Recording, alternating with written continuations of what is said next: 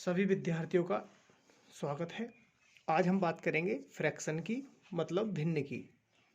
तो हमने कई प्रकार के भिन्न पढ़ा है और कई प्रकार की हमसे छूट जाती हैं। आज मैं फुलफिल करूंगा सारी उन कमियों को जो भिन्न के बारे में पूरी नहीं बताई जाती हैं या पूरी नहीं हो पाई हैं। तो मैं विषय को आगे बढ़ाऊंगा। भिन्न कहते किसे हैं?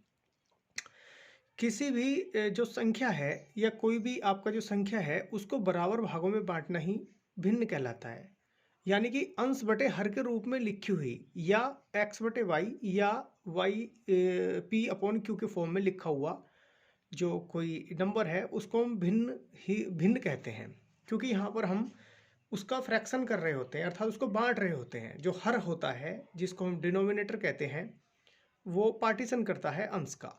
तो भिन्न कितने प्रकार की होती हैं? यहाँ पर भिन्न होती हैं मुख्यतः तीन प्रकार की: साधारण भिन्न, दशमलव भिन्न और वितत भिन्न। साधारण भिन्न के तीन प्रकार पे हम डिस्कस करेंगे। दशमलव भिन्न के दो प्रकार: साधारण दशमलव और आवर्ती दशमलव।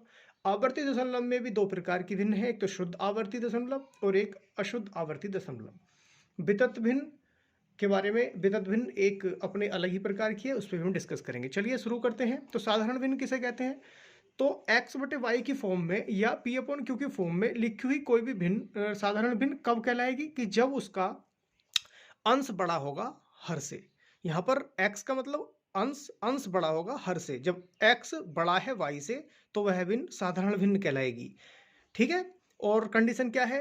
y भी बड़ा हो सकता है x से, x बड़ा है y से या y बड़ा है x से।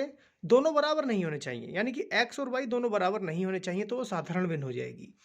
सम, इसका पहला प्रकार पढ़ते हैं साधारण भिन्न का। सम भिन्न। सम भिन्न मतलब अगर हर बड़ा है अंश से तो वो साधारण भिन्न होगी, और अंश बड़ा है हर से तो वो विषम भिन्न होगी।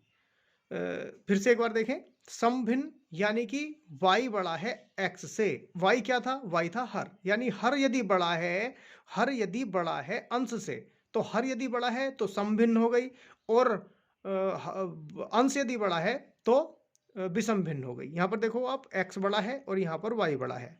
अब मिश्रित भिन्न क्या है? x सही y बटे z के रूप में कोई भी भिन्न लिखी जाएगी तो वो एक मिश्रित भिन्न कहलाएगी। जैसे मैं आपको उदाहरण के तौर पर समझाता हूँ। साधारण भिन्न जैसे कि 1/2 है या 3/4 है, ईटीसी कुछ भी लिखा हुआ है।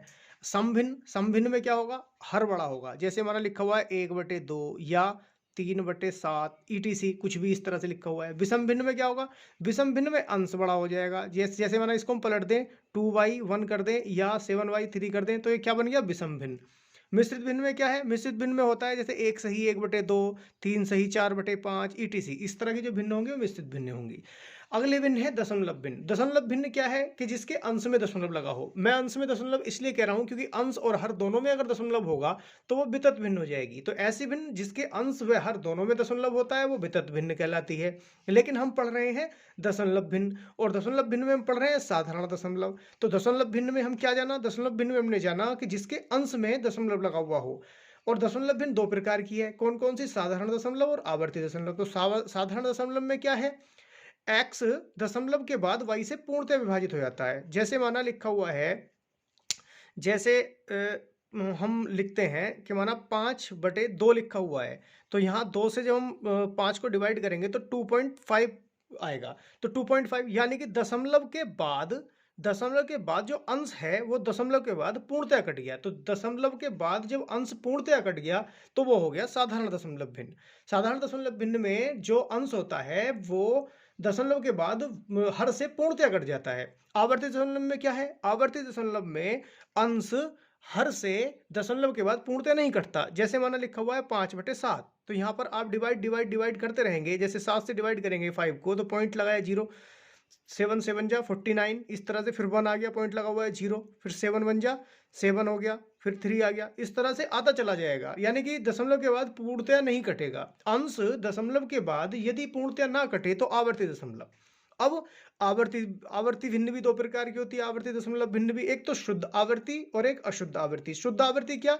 जिसमें पॉइंट के बाद सभी पर बार लगा हो। बार मैं क्लास में डिस्कस कर चुका हूं, फिर से एक बार बताता हूं।